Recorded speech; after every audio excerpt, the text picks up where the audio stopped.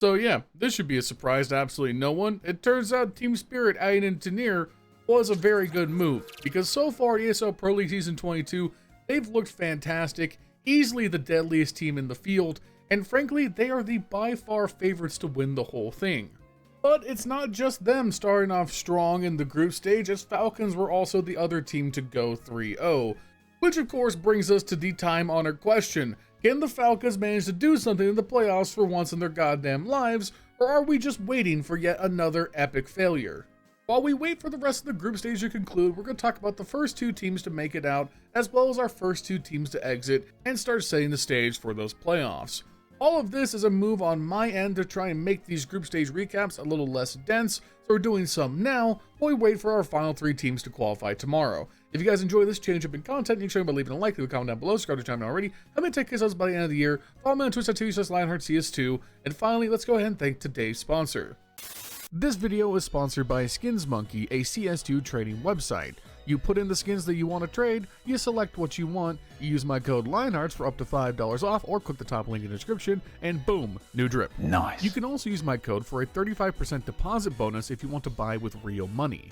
And they have a free section with cool giveaways. So check the top link in the description, use my code to buy 15 Dragon Lores to let them know I sent you their way, and thank you to Skins Monkey for sponsoring this video.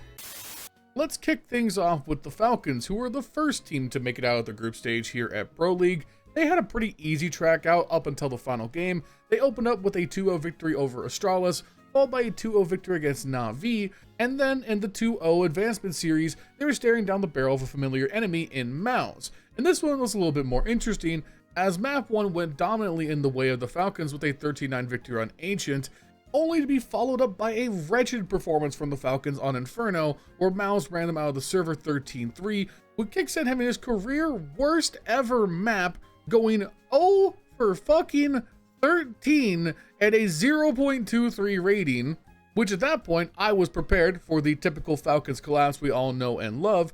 However, they bounced back on Nuke, a map that tends to be a bit of a bugbear in these high intensity matches, with yet another dominant 13-7 victory. MOUZ themselves failing to capitalize on the blood in the water, with their stars in Torji and Xerxin turning up flat on the final map. Anyways, working our way backwards, this opening series against Astralis was just simply dominant, with Falcons taking a 13-8 win on Inferno, then a 13-6 win on Mirage. This was simply a firepower diff, and that's the best way to describe both of these opening series for the Falcons against Na'Vi as well, because this is just one of those circumstances where no matter how much I respect the tactical depth of both Astralis and Na'Vi, there's just some things you can't always overcome, and when Falcons are swinging such a big stick, that's one of those insurmountable moments. So instead of going too deep, because there's not much really to cover here, I want to talk about Tesses, who gave a very interesting quote towards the beginning of EPL during the media days. It was in relation to m0NESY. In his post-game interview after the Astralis win, when asked about how m0NESY had been playing lately, Tesses went on to give this answer. We tried to work on certain things, and I think Ilya, m0NESY, is going to show himself as the guy he was. But to be honest, I think he's just going to get a lot better with time, and he's going to have a new, higher ceiling when he finds himself again. And to be honest, even though people were talking a little bit of shit, I haven't felt anything from him. Like, felt that he was worse or that he was not completely insane in the game. It was also really nice to see today that he was just feeling his clutches and his hero weapons when he was getting them. It was very nice to see. So this generated a lot of buzz, as you can imagine, because m0NESY has been kind of a hot topic lately within the community. A lot of people really think this guy is washed up, or he's not going to be able to recover, or that he's just adopted Nico's choking habits or whatever. And as we covered in a dedicated video not that long ago here on the channel, I firmly disagree. There's a lot of systemic issues with how Falcons have been utilizing m0NESY, but nothing really indicates to me that he's not going to be able to return to a top 3, top 2, top 1 potential player in the world form. One thing we really did highlight in that breakdown of m0NESY's games is that compared to the G2 era, it feels like he has had a lot less freedom to call his own shots. Oftentimes, Kioske and Nico are taking up so much of the space, so much of the bandwidth on the T side, that m0NESY was forced back into kind of a round closer role and was very far separated from the action more often than not, throwing a lot more nades and facilitating his teammates as opposed to being the man facilitating the push forward himself. And that is naturally going to be an issue with a team this star heavy. But ultimately, just like Tessis has said, I think it's totally reasonable that m0NESY, who is still not even 20 years old, is going to only get better with time because he's just one of those natural talents. Overall, I did notice across both this Astralis and Na'Vi series that it felt like m0NESY had a lot more freedom to move around and play as his own singular unit compared to what we were seeing at EWC or even Fisher Playground. And one last note before we jump into this MOUZ series, Kixan came out after they qualified and really hammered home this point that MOUZ's freedom is a top priority. And here was the quote, "And maybe at one moment, MOUZ felt like he cannot do too many things. So obviously we had to talk about it and we made sure that he understood that he still has his freedom from before and he can do whatever he wants with the op."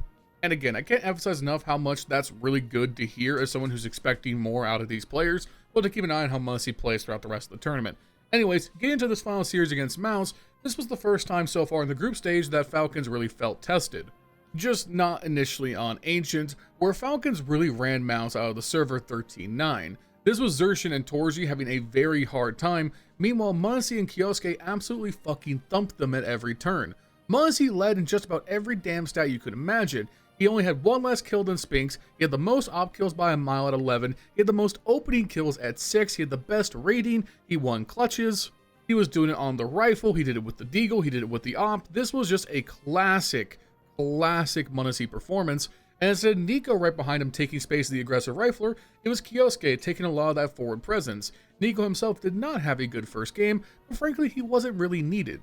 Unfortunately, this momentum for the Falcons did not carry over into Inferno whatsoever, and frankly this is one of their worst CT sides I've seen them put together with this squad. In the first place we have to start, just because it's kind of funny, Kixan went 0-13, it's his career worst map ever played, and listen, there's not much else to say, because I am a petty bitch. In the background you are just seeing a hypercut of every single Kixan death, because I think it's funny. But really, this was just a flip script kind of game. Zershin, Brolin, Torji all bounced back and had much better performances. Zershin and Brolin had just total free reign of banana, with Zershin specifically going 4-2 in opening attempts. Him and Brolin led the team with 13 and 15 kills respectively, and they just battered Kioske and Kixan over and over and over and over and over again.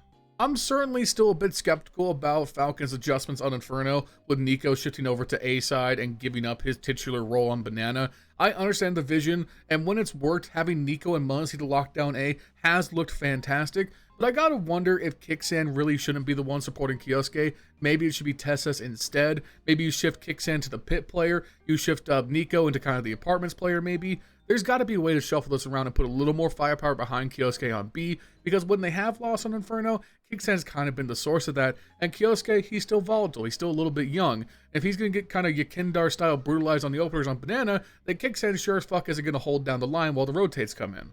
It's just like Nuke, right? It's like replacing Rain on outside Nuke if you're FaZe Clan with a Liege. It's going to be very hard to make an argument to pull Nico off of one of his iconic spots, even if Kioske is undoubtedly a star level player and one of the very best in the world. It's just Nico does work on Banana. We've seen it for years and years and years, so him not being there is always going to cast a little bit of a shade of doubt. But it is what it is. MOUZ equalize the series, and we go to a closer on Nuke. And again, like I said at the top of the video, my big worry here going into Nuke is that this is a map that Falcons have blown up on in the past in high pressure situations. We all know, we've all seen Nico and MOUZ go missing. So it's really reassuring to me that Falcons kind of held frame here and got off with a very strong victory 13-7. Now, call a spade, MOUZ's T side was terrible here. They won a single round, no player got more than 5 kills, and Torji ended the entire game with 7 and was getting absolutely brutalized on every fucking peek he took. I mean, not to oversimplify, but MOUZ were up 4-1 at the start of their CT side and lost this game 13-7. They only won 3 more rounds for the rest of the game after that opening flurry, and one of those rounds they gave up was a 1 HP clutch over to Tessas, so they could have been up 5-0 at the start, potentially. In terms of Falcons output, is this the best game Nico and MOUZ ever played on Nuke? Hell no, but they both stayed positive, going 14 kills apiece. Nico went relatively good on his openers, going 3 for 3 across the entire game. Kioske led the server with 21 kills and 11 deaths. He was on fire both halves, and with MOUZ really waking up on the CT side, putting up 10 of his 14 kills there, they went lockdown mode to close out the series.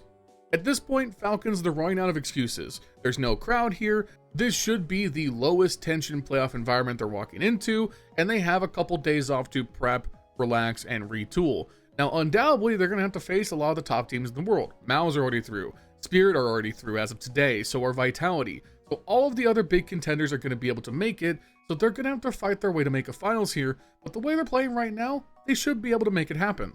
Anyways, I yapped way too much about the Falcons. Let's talk about Spirit, because it's actually what we were sitting down to do with the topic of the video. Tenier made his appearance here at ESL Pro League for the first time in a Spirit jersey. The vibes looked fantastic. The results on the server looked pretty great as well. While I still have some obvious issues with whether Zwei is the right long-term pick for this roster, Tenier in a vacuum is a gigantic upgrade, and anyone saying anything to the contrary simply isn't watching what's happening. I think Mally Snake said it on a recent hot take point made that Spirit needs to win ESL Pro League while being a top 5 T-side win rate team. Right now, as they exit the group stage, they are 4th in T-side win rate and not that far behind everyone else above them.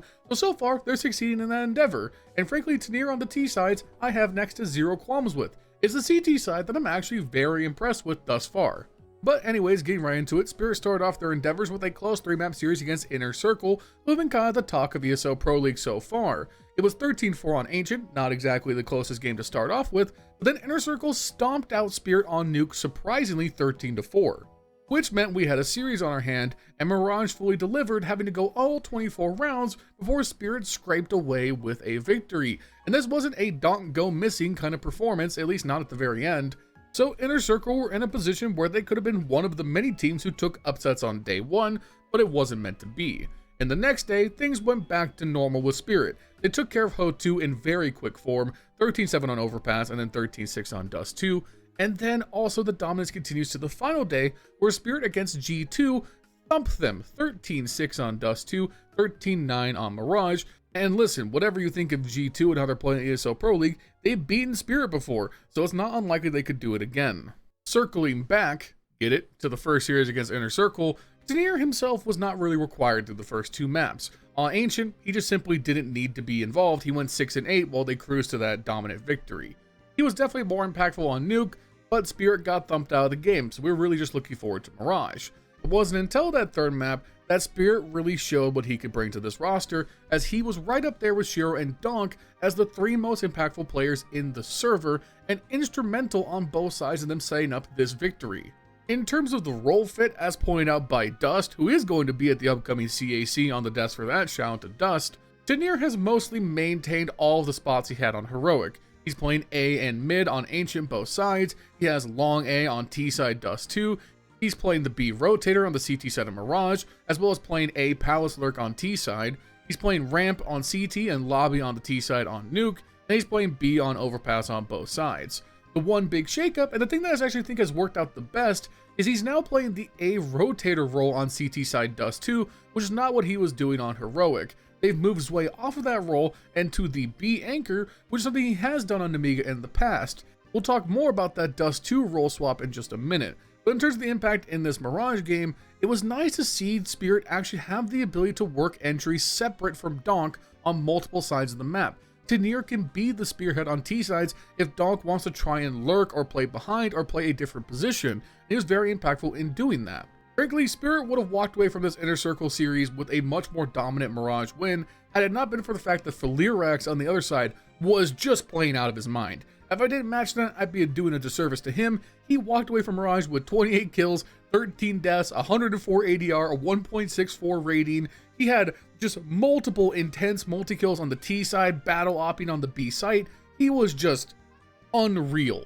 But ultimately, the support was just not there, and Inner Circle fell just 1 round short of taking it to overtime. Now, again, after this Inner Circle series, Spirit were not bothered in either of their 2 follow-ups. O2 could not put up double digits on either map, Overpass was a wash, so was Dust 2, and then in this G2 series, it felt like it could have been more competitive, but Spirit were just overwhelming with this new firepower added in. And what they want to focus on is this Dust 2 CT side against G2, because this Tenier placement as kind of the A flex player, I think is going to work out very well in the long run. As we've talked about many times on the channel, one of the highlights of Spirit's CT set on Dust 2 is the flexibility to put Donk damn near anywhere, let him call his shot, and allow the players on the extremities to hold whatever's left over. Now with Tenier, that gets another added layer of complexity, as when Donk wants to flex towards the B side, oftentimes teams would try to prey on the fact that Magix or Chopper would be backing up Shiro on the A side, and there'd be a vulnerability there. If you can get Shiro to miss a shot, suddenly there's a way you can get on through catwalk and get the bomb down.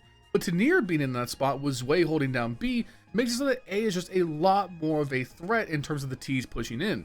Tenier is just a high volume star player whereas that A support role was often taken up by someone who's just significantly worse in the past. Overall, again, long term, I don't know if Zwei is the right fit, but in terms of just dropping Tannir into this roster and him getting the spots that he wants, this is such an obvious upgrade for Spirit, and I think it's going to work out really well. One thing I have to give a lot of credit for is that Tannir is just a more vibes, positive kind of player. He's energetic, he's loud, he's boisterous, he is someone with a personality, which is something that Spirit lacks in pretty much every other goddamn player. So seeing him getting other players to laugh and get loud and cheer, it brings the vibes up so much. Tannir brings aura to Spirit for the first time, and I think that might be his best contributing factor, even more so than the heads he's going to click in the upcoming playoffs. Let's briefly touch on the first two teams to go 0-3, and that would be Gamer Legion and Astralis. Starting with Gamer Legion, this is some of the worst bracket luck I have seen in a very, very, very long time. First up, they draft MOUZ as their first round opponent. MOUZ are just going to beat Gamer Legion almost every single time. That's just how it is. They get 2-0'd very quick, a non-competitive series. Now you'd think, dropping down to the lower bracket, Gamer Legion could get a match against maybe some of their stage 1 opponents, like a HOTU, an Inner Circle, a Gentlemates. No, because Vitality, of all fucking teams, got 2-0'd by Gentlemates in the first day. Gamer Legion had to follow up playing the third best team in the world by playing the second best team in the world in Vitality. Like, what the fuck, bro? That's actually so fucked. The only thing that could be worse is having to play a team like Mongols in the 0-2 matchup. It's right behind me, isn't it? How unlucky do you have to be to draft 3 of the top 5 teams in the world as consecutive opponents in your tournament bracket? That is beyond fucked. This is basically the first formal event for Hypex, and he has to face, in order, Torzi, Zywo, and fucking 910. Like, dude, can a guy catch a goddamn break? Anyways, for Astralis, I think they had similar bad luck in the bracket draw, but just to a lesser extent. First round against Falcons, you were going to get blitzed by firepower every single time. But honestly, I think Astralis should be able to beat Aurora most of the time, considering how much Aurora love to throw away advantages. But that 3-map series went the way of the Turks, so it is what it is. But Astralis really should have done better against FaZe. It just is what it is. FaZe are playing with a weird broken lineup, dead roster buff. They went down terribly against 3D Max the day before, but they show up and play like FaZe of old, just utterly dominant against Astralis in a 2-0 victory to keep their own tournament hopes alive. It just feels like Astralis had at no point really arrived to this stage of EPL. Stair did not look as good, Device didn't look as good, Magisk really hasn't landed with the lineup. They're still stuck, they need to go international. I don't know what's next for Astralis, but they're just not panning out in the way that we had hoped. Anyways, that's going to do it for today's video, guys. Just so you know, tomorrow is the end of the EPL group stage. I'll probably be putting out the rest of my group stage coverage either later that night or early the next morning, depending on how fast it takes me to get it done. So make sure you guys follow the channel, follow me on Twitter, keep updated with what's going on. Thank you guys so much for watching. Make sure you leave a like, leave a comment down below, subscribe to the channel if you haven't already. Help me 10K subs by the end of the year. Also, thank you to Skins Monkey for sponsoring the video. Check top link in the description, go try on their website, let them know I sent you their way. Thank you to my channel members: Burley, Justin, Jesse, Bubblesj, Dr. Cocktor, Milan Berta, Patatas Kaftesi, PTR, B1 Games, Cody Foxworthy, Justin Vandervate, I'm Flashbang129, Snow Me White, Rowdy, LBKcs, Snax Enjoyer, Crunchy Water, zerotwocs, drudenae, chron, Gano, Zyro, Devvrat Singh, and Clyde Mead. If you want to become a channel member, it's the #1 way to support me directly. For $5 a month, you get your name in the video just like this, as well as a custom role in the community Discord. Thank you guys so much. I'll see you guys in another video. Peace.